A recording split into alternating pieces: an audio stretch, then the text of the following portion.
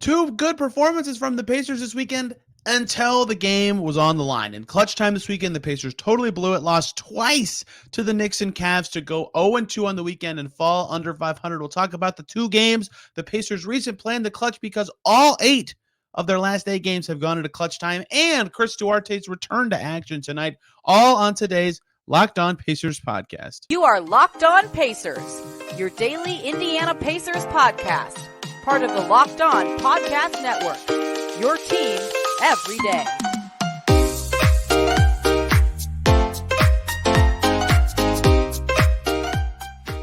Welcome in to another edition of the Locked On Pacers podcast, where we, of course, talk about the Indiana Pacers as always. My name's Tony East. I cover the team for Forbes and SI, and today, a doozy of a Pacers weekend to get to. They look great for a lot of it and lose both games to two good teams, the Cavs and the Knicks, but Pacers would probably like to have both games back. They played very well for much of the weekend and did not win either game. They're now back under 500, and despite Chris Duarte's return and some solid performances from some role players, Pacers are now 15-16, sliding a little bit, cannot get any momentum. We'll cover everything that happened this weekend, the clutch losses, what happened for the Pacers at the end of these games, the games themselves, and of course, Duarte's return, what he looked like, what it means for the team and the rotation going forward. But of course, we'll start with the games, the big news from the weekend. The Pacers played 8 quarters across their 2 games, 4 against the Cavs and 4 against the Knicks. And I would say 7 of those quarters were good. 3.5 against the Cavs and 3.5 against the Knicks. In fact, those were great quarters. The Cavs have the most wins of any team the Pacers have played this entire season. The Knicks have won 7 games in a row now. They're good teams right now. They're pretty nosy on defense and disruptive and physical. And the Pacers held with them. And we're ahead. They were ahead of both of those teams for much of the game, right? And for a lot of the Pacers games this season, they've had a similar blueprint. We'll talk about that a lot in the second segment, but they're right with this good team. They know what to do. They're playing fast. They're playing their way, right? We'll start with the Cavs game, for example. 5 minutes and 42 seconds to go. Aaron Nesmith gets to the bucket, cutting in from the left wing, dunks it. Nice pass from Haliburton for Haliburton's 14th assist, right? The offense is something they're up 110-105.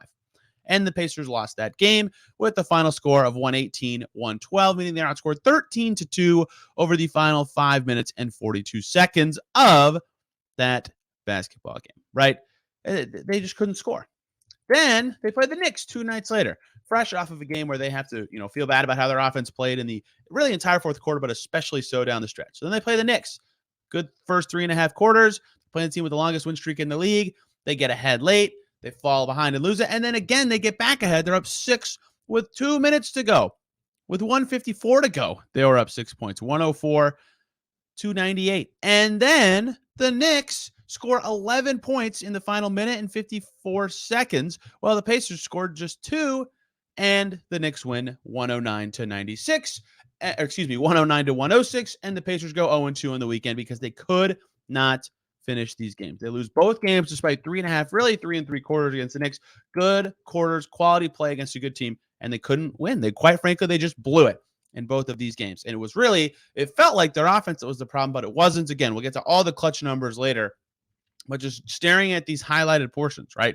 The Cavs closing of that game, right? From the time Aaron Nesmith dunked to put them up 5, over 7 from the field.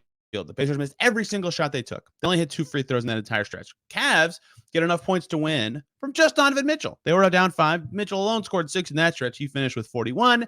They were down 13 at one point. They come back to win, right?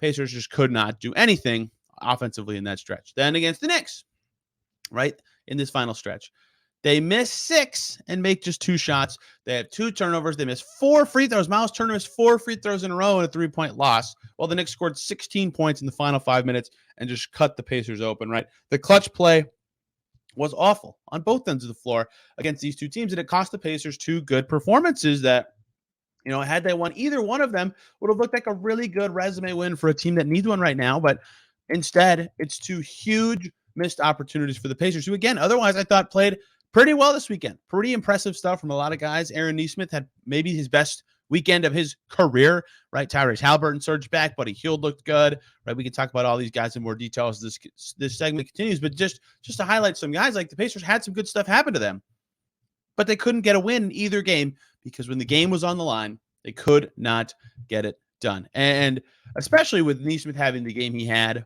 against the Knicks, right? Career high in points at 23 and rebounds at 10. A double-double from your fourth starter, guy you don't expect to get that from. You need to win that kind of stuff. And they had that kind of stuff in both of these games, which is what makes them even more frustrating for the Pacers, right? Games that in throughout their season, I highlighted this early in the year. It's a full segment. Like when the Pacers win, it's because they get something from a role player that has been inconsistent. And when they lose, they don't. They got it against the Knicks, right? They got that from Aaron Nesmith. 23 and 10 was one of their best players, 9 for 12 from the field. He looked really good. Halliburton had his double-double. Mathurin was scoring well. Hield had 23, right? They got what they in theory needed, but they blew it in the clutch, so it didn't matter, right? Against the Cavs, Mathurin was above expectation, right? And he wasn't the only. I don't know if he's in the role player category. I'd put him there, but he was well above expectation, double digits in the first half. He finished with 22. Nesmith again was good in this game. This one coming off the bench with 14 points. Isaiah Jackson was very good with 10 points. Right, you could go on and on. Usually that is a recipe for success for this Pacers team. They defended well up to that point of both of these games, and yet it didn't matter. So like 85% of the action the Pacers played this weekend against two playoff-level opponents. Again, the Cavs have the most wins of any team the Pacers have played this year. I think they get a little discredited for their ability so far this season. And the Pacers were better than them for much of the game. Doesn't matter. Well, no one will look back on that game and remember that the Pacers played well for a lot of the game. Same with this Knicks game, right? And the Knicks game specifically, the last 2 minutes, not even the fourth quarter or the final stretch, whatever you want to put it, the Pacers looked really good for a lot of this weekend. Playing good against good teams, earning some respect, looking like the team they want to be. But that's not what the story of their weekend is going to be at all. It's going to be all about the clutch play, what they did poorly in those instances, how can they fix it, what can they do better, especially when it was the case last season that this team was historically bad in the clutch. And it happened twice again this year. It's rearing its ugly head for a young team. The context is way different this year. It's not as alarming. It's not causing the team to be way behind where they want to be as a franchise, but it's a huge problem. And this team right now is looking to be better than last year's at the end of games. That's why this entire second segment today will be dedicated to the numbers behind the clutch play and what I think the Pacers need to do differently in those moments. Two things really stand out to be better. But big picture for the Pacers now, 15 and 16. Why is that noteworthy? They're under 500. They're now under 500 for the first time for over a month. The last time they were under 500, they were 5 and 6. They had just lost to, I think, Denver, and it was November 11th. Long time ago that the Pacers were under 500. They did such a good job banking in wins, but they haven't been able to get consecutive wins for a while. Like I've been saying, they're falling behind in the standings a little bit, and I think it's a little bit of back to reality for a team that had a very easy November schedule and a lot of home games, and they've done well responding this season. Like it wouldn't surprise me if they did well in this upcoming 3-game road trip. I even did a whole segment on this last week. It's still a very impressive thing about this team, but with the schedule coming up, the lack of ability to get consecutive wins recently, the brokenness of this team in these clutch moments in these basically in this month, kind of has me questioning if they'll continue that responsive thing. I still think it's something that they've done well this year that was worth highlighting, but I am curious and will wonder with a young team a lot of the time, can they keep doing it? Can they do it on Wednesday?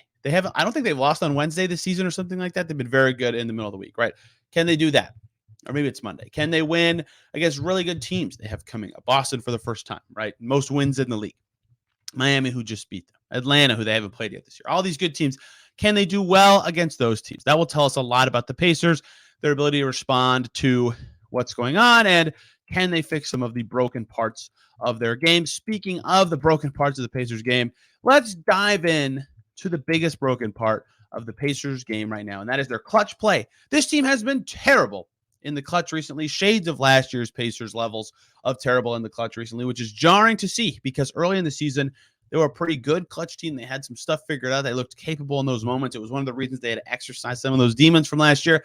But there's a bunch of numbers I got to tell you about, and what I think the two things are the Pacers can do better with the game on the line if they want to get some wins when the clock is winding down. But first, let me talk to you guys about PrizePicks tonight. For example, take Luka Doncic to score more or less than 28.5 points. LeBron to have more than 8.5 rebounds, especially with Anthony Davis out. KD to have a certain number of assists. Steph to hit a certain number of threes. That one's not available now, but in general, it is. That is all PrizePicks is. You pick 2 to 6 players, and if they will score more or less than their PrizePicks projection on a number of stats, and you can win up to 25 times your money on any entry. No competing against other people. It's just you versus the projections available. And they offer projections on any sport you watch: NBA, NFL, MLB, NHL, PGA, college sports. And you can make those entries in 60 seconds or less. So it's super fun. It's super simple. It's safe. And it's just you versus the computer, which is my favorite part. You're not going against somebody who did more research than you.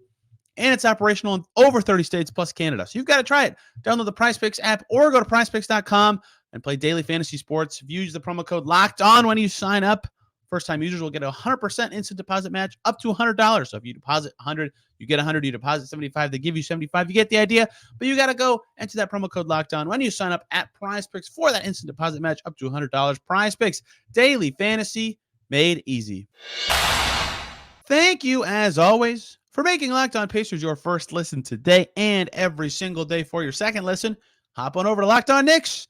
Hear what Alex Wolf and Gavin Shaw have to say about the Knicks, who have won 7 in a row and beat the Pacers with a mighty comeback. Point guard play guiding that team to a much higher level than they were at last season. As many just saw, Jalen Brunson was fantastic in this game against the Pacers. But we're not talking about that game specifically now. We're zooming out, because the Pacers' loss in that game was emblematic of their problems recently. My, oh my, have they looked terrible in the clutch in recent performances, right? This one may be more so terrible because they were up the multiple possessions with less than 2 minutes to go. But in general, they've had a lot of struggles in these situations throughout the month of December in recent games, right? Recent close losses to 4 different teams. The scrappy Nets without any of their stars, the Heat, this game, and the Cavs game, all happening in the last, 10 or so days that have all been 9 days for the Pacers in just a painful way. Even one of those wins, this team's above 500. The mojo's a little better. 2 of the wins, they're sitting great, but instead they got none of them. And that has been a problem for this team. And zooming out even farther, and this isn't a negative on its own, but Pacers have 8 games, their last 8 games, all of them, every single one of them has had clutch time in it. Air quotes there. Clutch time defined by the NBA is when there's 5 minutes or less to go in a game and the score is within 5 points. They beat the Wizards by 10. That game had 2 seconds of clutch time. But still, each of their last 8 games has had clutch time. And the optimist take is, well, hey, that means the Pacers through 43 minutes for their last 8 games have been playing their opponent evenly. And that's true. That is accurate, factually accurate. But that also means they've been bad in those final 5 minutes. And some of these teams should be teams that they are beating by more than 5 points over a 43-minute stretch. So they've got to be better in the clutch, but they also need to be better at avoiding those situations. That said, it's fascinating that they've gotten to those points, which you could consider a coin flip if they're playing a team evenly for 43 minutes, and they're still not losing. They're in a lot of games. They can't close them out. They're 3-5 in those 8 games, which sounds good. 2 of those wins are the Warriors, which I suppose is impressive. That is the champs last year, even if they haven't played well this year. They're 1-5 against other teams, with that win being the Wizards game that had just 2 seconds of clutch time. And this surprised me, right? If you think about it, I bet you think of the offense getting bogged down, their inability to get a good look, it feels like, right? The defense has definitely been the problem. Headline should be defense. The offense does not get a pass, and it will not from me. We'll talk about what it can do better, but the defense has been the biggest one. And the thing about that I think is noteworthy is that's what the Pacers' problem was last year, right? When they had Nate Bjorkgren as their coach, they were not great on offense in the clutch, but they were really good on defense, and that made them get by in clutch moments. Same with Nate McMillan.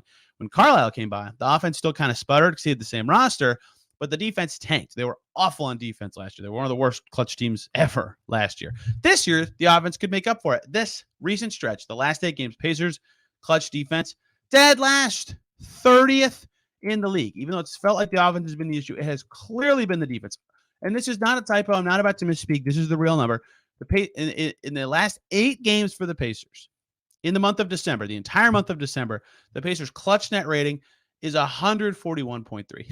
141.3. Their offensive rating, that ranks 30th, by the way. I don't think you need to be clarified there. But I'm only telling you it's 30th because the second worst defense is at 129.6. That's Golden State. So they're almost 12 points worse than the next worst team in these clutch minutes. Now, offensively, where the Pacers are better, or at least, the perception of the Pacers is that they're better. It's not as big of a gap. In those 8 games, 98 offensive rating for the Pacers. That's pretty not great. That's 20th in the league. The numbers get a little smaller in clutch time. So they're actually comparatively much better offensively than defensively, even though they're bottom 11 in offense, they're worst in defense. That's a negative 43.3 net rating in their December clutch games, all 8 of them. That is last in the league. It's not close to another team, right? And they've played more clutch games, which again sounds like this rah-rah interesting sort of thing, but it's not. It's quite frankly just not. The Pacers have been brutal in the clutch of the season. It's something they absolutely have to get better at, and especially so this month with that minus 43.3 net rating. So truly nothing good, right? The offense sputtering down to 20th isn't good. It's not like saying it's better than the defense is some high praise, but the defense has been really, really bad, right? The Cavs scored a bajillion points in the final 5 minutes on Friday. The Knicks scored 11 points in the last 2 minutes, and they get some easy ones at the foul line. But they were scoring easily to the point they got ahead to get those free throws. You get the idea. Their offense was fantastic in these moments in a way that you have to be concerned about the way the Pacers defense is playing. And when you dive into the individual stats, it's not like anyone stands out as, their stats are way better or worse from a team perspective than anyone else's, right? I don't think it's like one player is really holding anything down necessarily. The only individual stat that sort of jumped off the page to me is usage stats, right? Who do you think the Pacers' highest usage player who's played in more than one clutch game for the Pacers this season? This is the number of possessions you finish, whether that's a shot attempt, a foul drawn, a turnover, something like that. It's Miles Turner. And the second one's Andrew Nembhard. And the third one's Mathurin. And the fourth one is Haliburton. And last of the key starter guys is Buddy Hield. Aaron Nesmith's played in 4 games in the clutch this month. And Shea Brissett's played 3. They have smaller, but they have not played in as many games as the guys I just said, right? The usage seems like balanced is good, especially for this Pacers team that has the weapons to be a balanced team, but that seems like balanced in the wrong order, right? It feels like there should be a little more Haliburton aggression, as there usually should be, and definitely some more Buddy Hield looks in those moments, except part of it is that defenders are glued to him. They don't want him to beat them, and they are more interested in getting beat by the Nembhards and the Turners, but I feel like that those numbers should be flipped a little bit, where there's a little more Haliburton trying to organize things, and if not being the dude, the leader, trying to make it happen. You can tell these games, right? He had a shot to take the lead against the Knicks. He really had 2, and he was beat up over it in the locker room just from his body language after the game. And why wouldn't you be? Like, you can't blame him. In fact, wearing your emotions on your body after a close game like that, where it feels like you're going to get the win, it is telling in a good way that you really care. And Haliburton had a good look over Julius Randle to give the Pacers the lead late. Did not hit it. He liked the shot on the switch.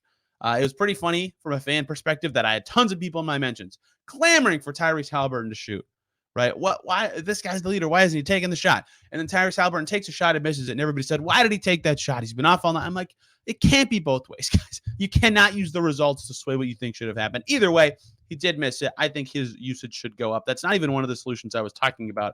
I just wanted to dive into that. But, ball movement hasn't been great. Carlisle talked about how he didn't like that in Cleveland very much.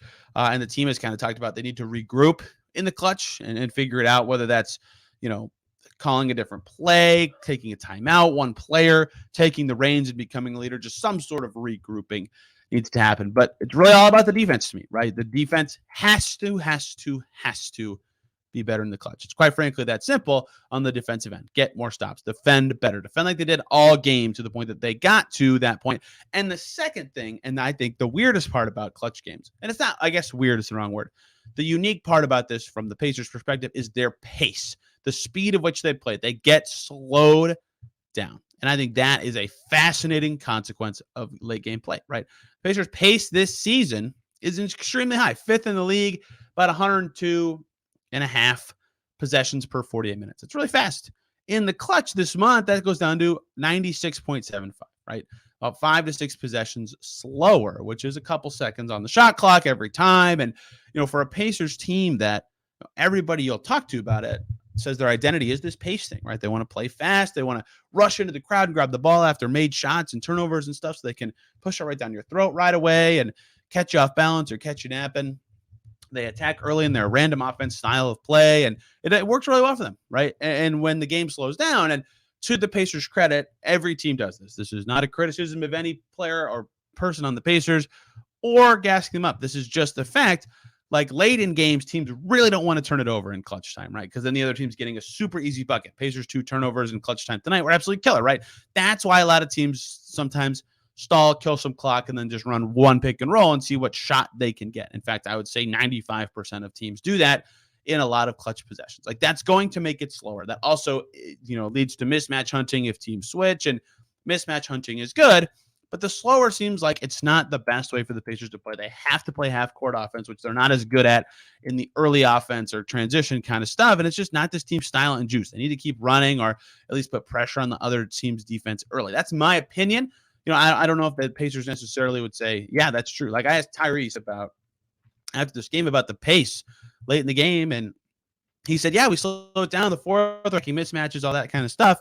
That is what he said. But then he said, I don't think that's an issue, right? It's just how the game is played at that point, right? It's just a natural consequence of that simpler style, and they just have to be better at it, right? Quite frankly, and I can relate to that. In fact, Tyrese Halliburton is someone you should listen to instead of me 99.9% of the time on basketball topics. But I do think if they play more like themselves, the natural way for this Pacers team to play, that could be good for them. That said, in the clutch on the whole season, this is almost jarring to hear after the way they've played so far. Still 500 in those clutch games to this point. So it's not like they've been totally miserable in those instances, but they've got to be better now. They've got to be better going forward. 9-9 in clutch games right now. Their net rating is about average in those situations. Even though it's a minus, it's close enough.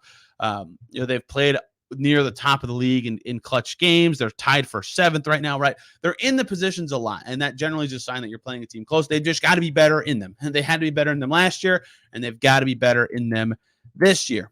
That's all the doom and gloom for today. Chris Duarte time. He's back. He played. The young wing is back on the floor after a longer absence. Played for the first time since November 4th tonight against the Knicks. Let's talk about how he played, his Mad Ant stint, and what to expect from him going forward from both the health and play perspective. But before we do that, let me talk to you guys about ExpressVPN. So we all know how ExpressVPN protects your privacy and security online, right? Well, there's something you might not know. You can also use ExpressVPN to unlock movies and shows that are only available in other countries. Maybe you've run out of stuff to watch on Netflix. This will change your world.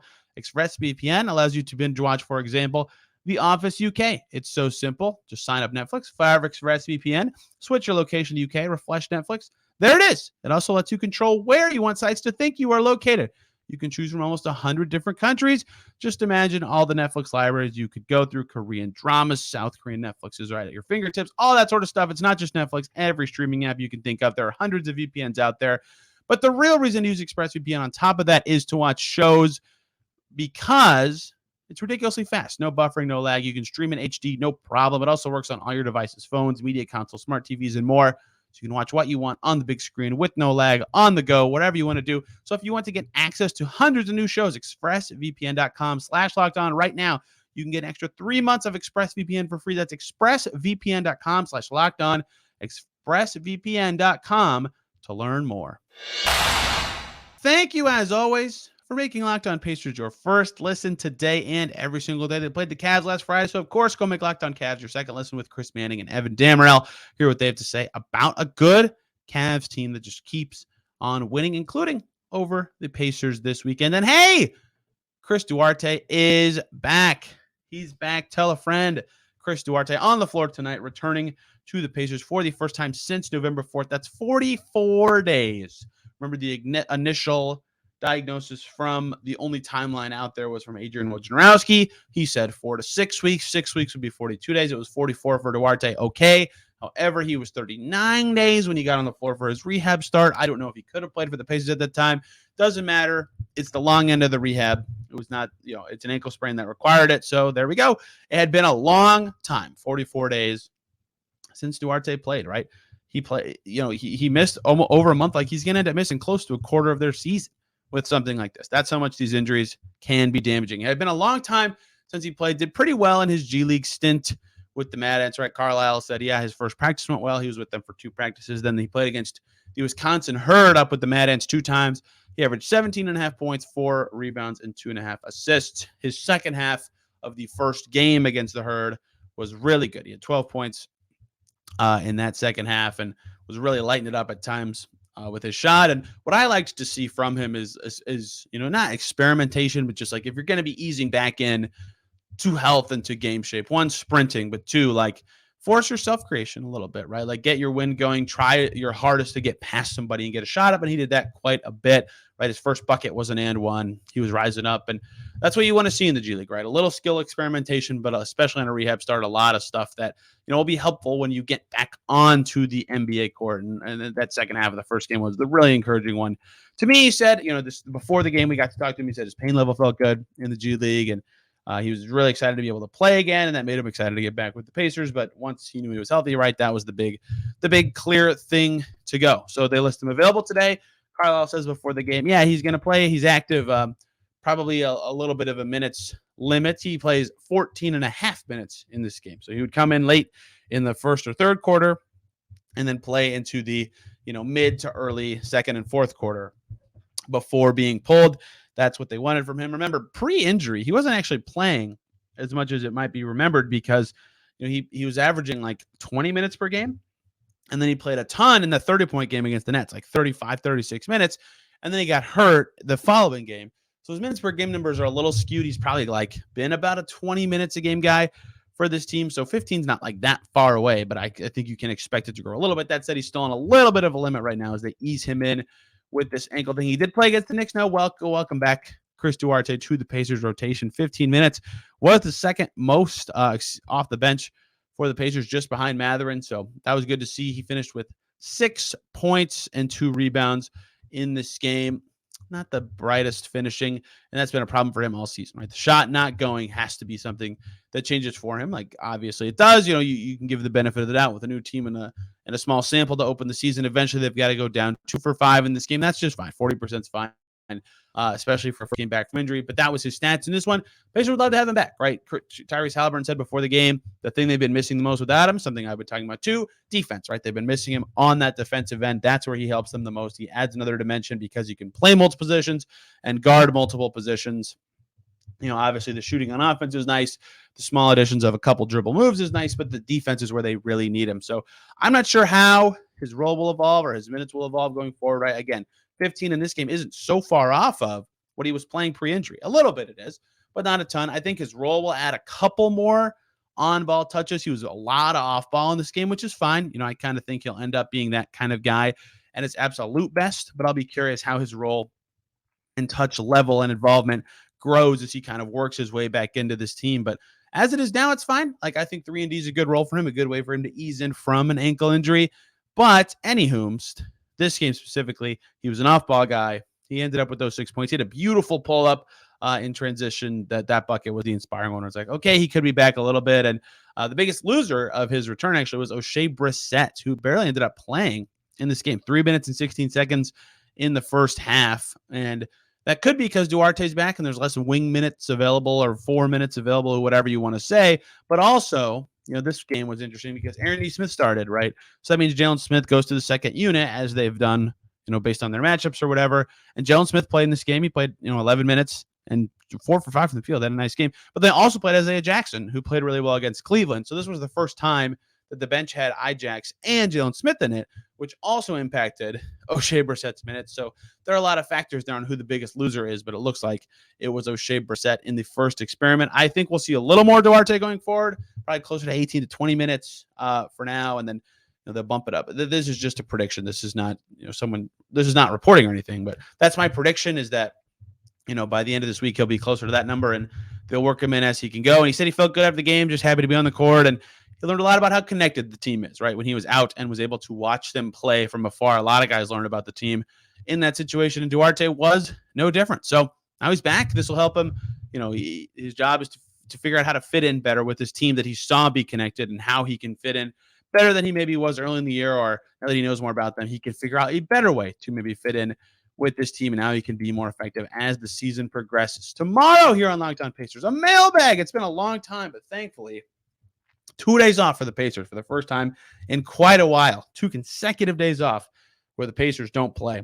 Send me your questions on Twitter at TEastNBA or at Locked On Pacers, and I'll read them on tomorrow's show for the podcast. It'll be super duper fun. And then Wednesday, John Corrales from Locked On Celtics will join. We'll talk Pacers Celtics. We'll talk the Brogdon trade, Neesmith, Daniel Tice, I guess. Figure out what everybody's doing as a swap of that deal and preview the Pacers versus the team with the most wins in the NBA, the Boston Celtics. So lots of fun coming here on Locked On Pacers that you won't want to miss. Thank you guys so much for listening today. We'll be back tomorrow. Till then, everybody, have a great rest of your day.